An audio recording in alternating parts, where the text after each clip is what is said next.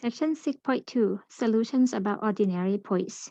This section we will look at the definition of ordinary and singular points and find the solution using the power series solution method. For a homogeneous linear second order differential equation of the form a2 y double prime plus a1 y prime plus a0 times y, we can divide all by a2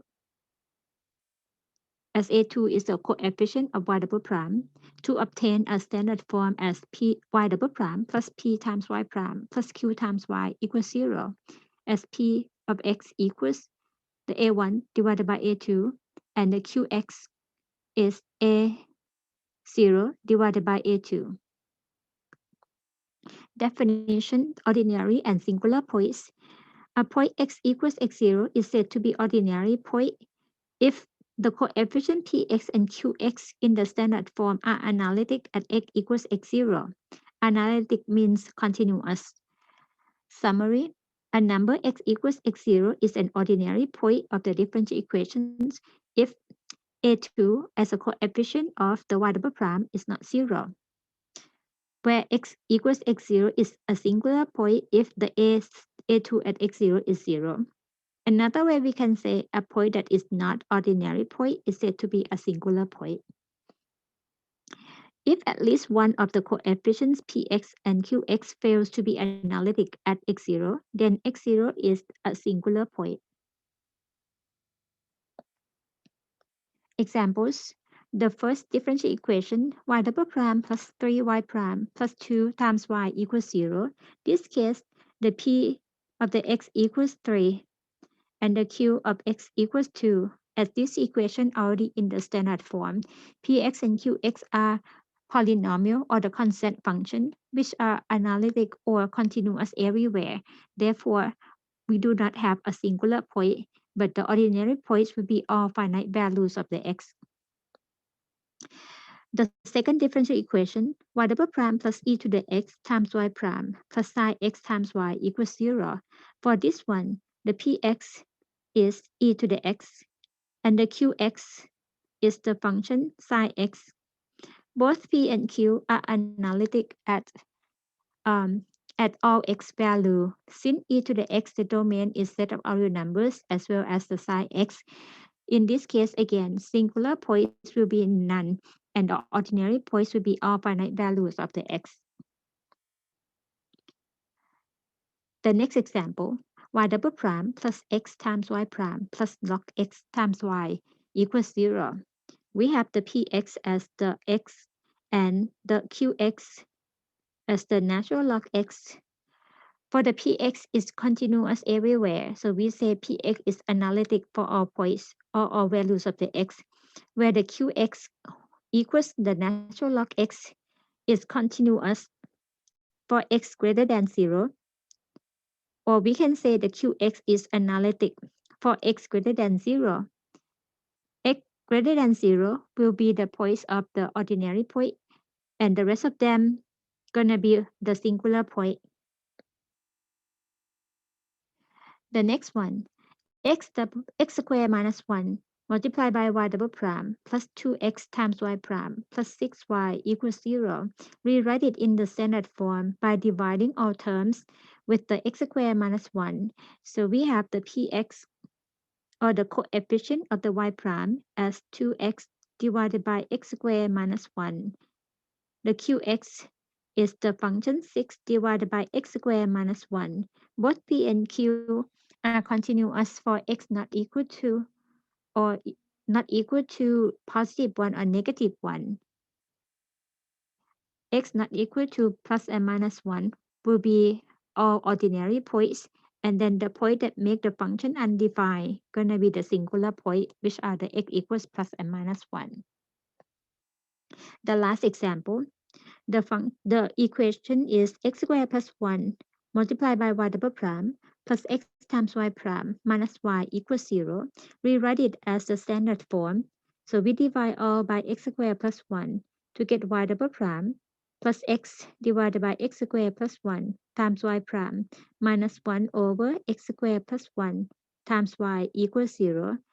That means we have the px as the function x divided by x squared plus 1 and the qx as a function negative 1 over x squared plus 1.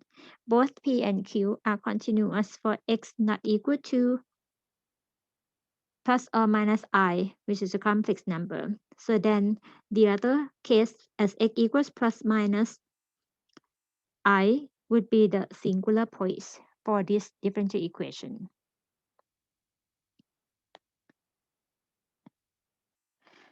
Polynomial coefficients. For the homogeneous linear second order differential equations, as we see above, like a2 times y double prime plus a1 times y prime plus a0 times y equals 0, we consider the case that the coefficient a2, a1, and a0 are polynomial functions with no common factors. For the polynomial function, it's analytic everywhere because the domain of the polynomial is the set of all real numbers, where a rational function is analytic, except the point where the denominator is 0. Theorem, existence of power series solution. If x equals x0 is an ordinary point of the differential equation a2 y double prime plus a1 y prime plus a0 times y equals 0, we can always find two linearly independent solutions in the power series form, as y equals the summation of the Cn times x minus x0 to the power n, where Cn is the coefficient and the x0 is the ordinary point or the center of convergence. The power series solution converges at least on some interval defined by the absolute value of x minus x0 less than the quantity r, where r is the distance from x0 to the closest singular point. And we call the r or the distance r, which is the minimum value or the lower bound for the radius of convergence.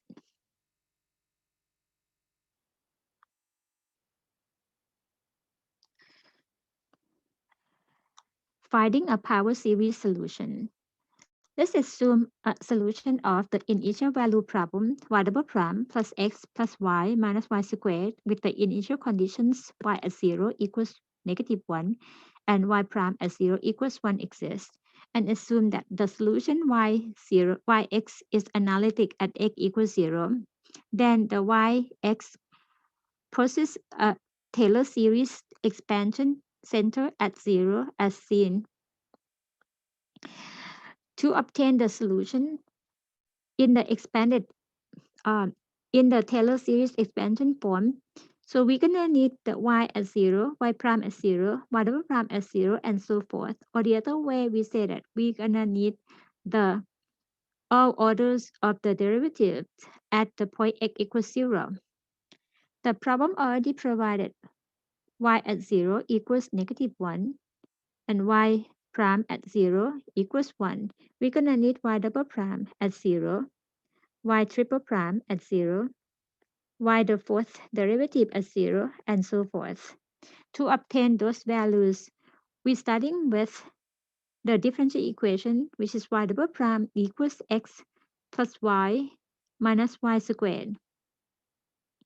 To find y double prime at x equals 0, we replace the value that we know in the equation as x equals 0 and y at 0 minus y squared at the point 0. Y at 0 is negative 1 minus negative 1 squared to obtain negative 2. So we get the y double prime at 0 as negative 2. Next, we're going to find y triple prime, which is the derivative of y double prime. To find the derivative of the x plus y minus y squared, we get 1 plus y prime minus 2 times y prime, and then compute the value at x equals 0, which is going to be 1 plus y prime at 0 minus 2 times y at 0 multiplied by y prime at 0. Y prime at 0 is 1. Y at 0 is negative 1. And then we obtain y triple prime at 0 as 1 plus 1 plus 2 or the value 4. And keep going with the next order. So the fourth order, which is the derivative of the third order. The derivative form is y double prime minus 2 times y prime quantity squared minus 2 times y double prime. At x equals 0, we replace it by y double prime at 0 minus 2 times y prime at 0 squared minus 2 times y at 0 multiplied by y double prime at 0. The value y double prime at 0 is negative 2 and y prime at 0 is 1 and we raise to the second power. Y at 0 equals negative 1 and y double prime at 0 is negative 2. Now we get y the fourth order at 0 equals negative 8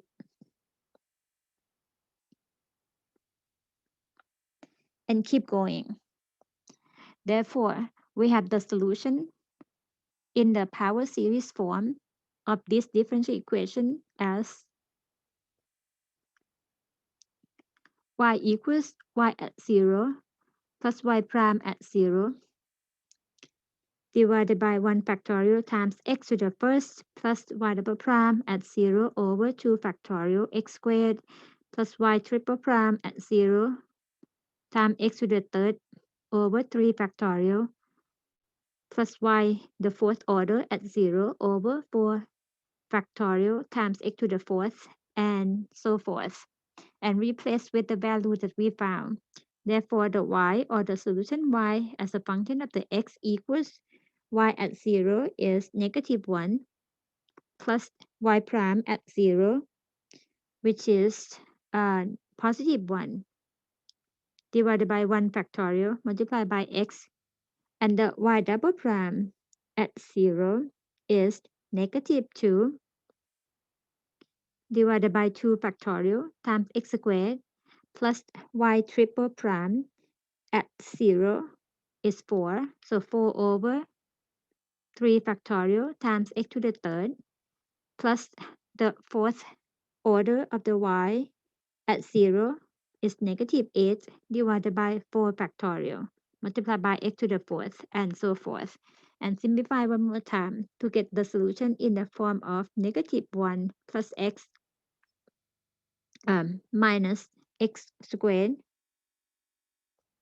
plus 2 over 3 x to the third minus 1 over 3 x to the fourth and so forth as the simplified form.